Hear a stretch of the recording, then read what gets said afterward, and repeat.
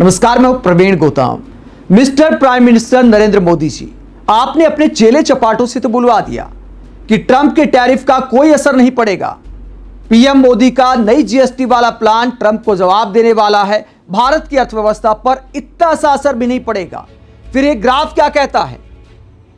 रुपए के मुकाबले डॉलर की कीमत का एक ग्राफ आप देखिए। एक दिन में, बस एक दिन में कैसे रॉकेट हाई जा रहा है डॉलर और रुपया नीचे आ रहा है। यह प्रधानमंत्री की साख गिर रही है या रुपए की कीमत गिर रही है? यह सवाल आम पब्लिक से लेकर विपक्षी नेता पूछ रहे हैं कि एक दिन में आखिरकार रुपए की कीमत इतना कैसे गिर सकती है। जो दावा कर रहे थे हमारे टीवी एंकर अमर्त्य सेन से भी बड़े अर्थशास्त्री बन गए थे, दावा कर दिया था कि ट्रंप के टैरिफ का कोई असर नहीं पड़ेगा। तो ये असर आखिरकार यहां पर क्यों दिखाई दे रहा है? या फिर हमें ही मोतियाबिंद हो गया है या फिर टीवी एंकरों को मोतियाबिंद हो गया है? दोनों में से एक बात तो सच दिखाई देती है। देश की आम पब्लिक बिना चश्मे के भी देख सकती है कि क्या हालत हो गई है रुपए की डॉलर के मुकाबले। हमारे विदेश मंत्री जिनके जादुई चश्मों की वाहवाही करते हमारे मीडिया एंकर की, देखिए क्या शानदार चश्मा लगाकर निकलते हैं। क्या ये उसका परिणाम है? विदेश नीति की वजह से हमारे देश की अर्थनीति पर असर हो रहा है, अर्थव्यवस्था पर असर हो रहा है।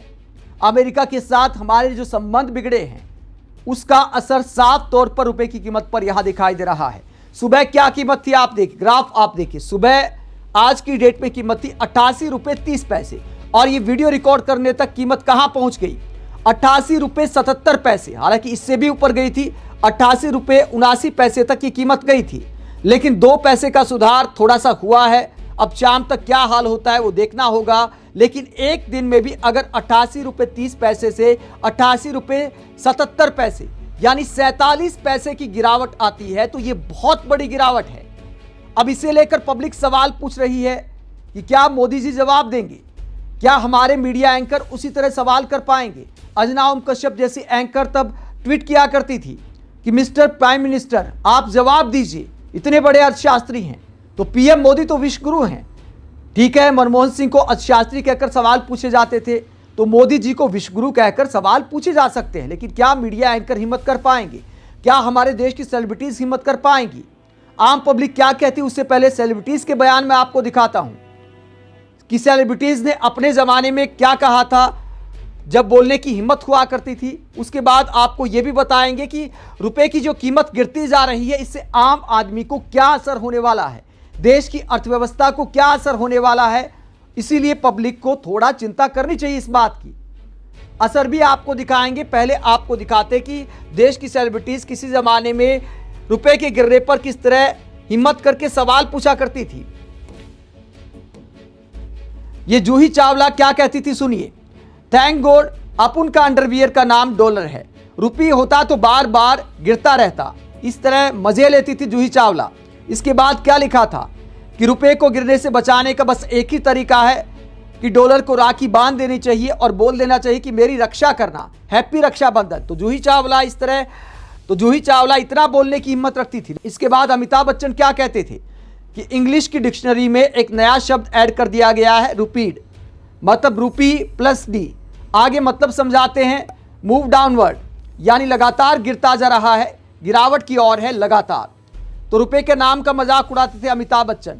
विवेक अग्निहोत्री क्या कहते थे? पेट्रोल प्राइस, रुपए की गिरती कीमत और भ्रष्टाचार को लेकर क्या कटाक्ष किया था मनमोहन सरकार को लेकर कि आपकी खुशियां पेट्रोल की कीमतों की तरह बढ़ती रहें, आपके दुख भारतीय रुपए की तरह कम होते रहें और आपका दिल भारत में करप्शन की तरह लगातार खुशियों से भरा रहे। तो इस अंदाज में मनमोहन सरकार की आलोचना की जाती थी। अनुपम खेर साहब क्या कहा करते थे?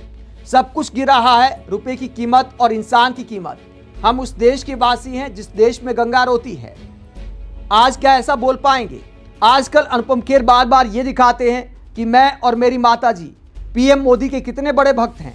पत्नी तो बीजेपी की सांसद रह चुकी हैं। इसके अलावा अशोक पंडित, फिल्मकार अशोक पंडित ने 2013 में लिखा था कि डॉलर की कीमत ने 60 रुपए पार कर लिया है। थैंक यू मिस्टर पीएम, हमारे देश को डिजास्टर की तरफ ले जाने के लिए। तो इस तरह देश के प्रधानमंत्री से खुल्लम खुल्ला सवाल किया करते थे हमारे देश के सेलिब्रिटीज।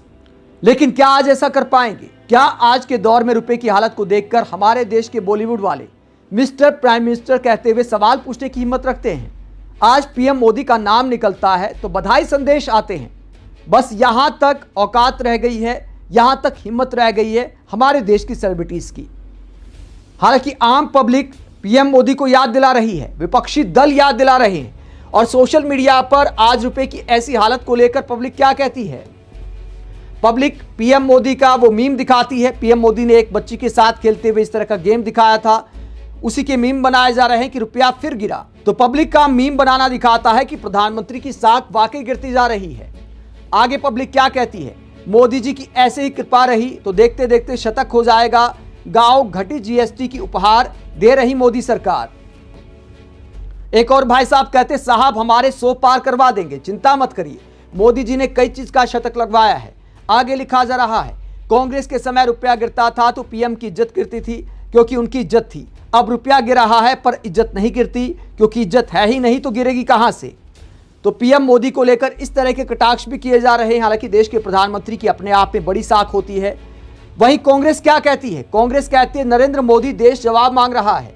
यहां रुपए के मुकाबले डॉलर का ग्राफ दिखाया जा रहा है आज का कांग्रेस की तरफ से, और प्रधानमंत्री का यह बयान सुनाया जा रहा है।